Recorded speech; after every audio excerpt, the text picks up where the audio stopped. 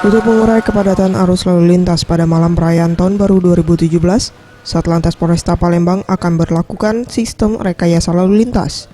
Hal ini dilakukan guna mengurai kemacetan yang ada di Kota Palembang selama malam perayaan Tahun Baru 2017. Selama itu juga akan dilakukan penutupan akses jalan menuju Ampera akan dimulai pada pukul 10 malam sampai pukul 2 dini hari. Kasat Lantas Polresta Palembang Kompol Haris Batara menjelaskan, selama penutupan di Ampera, kendaraan akan dialihkan ke Jalan Kolonel Atmo.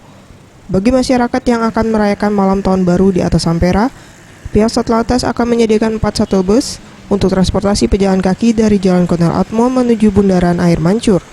Serta bagi warga yang membawa kendaraan, pihak Satlantas juga menyediakan 9 titik parkir untuk kendaraan roda 4 dan 5 titik parkir untuk kendaraan roda 2.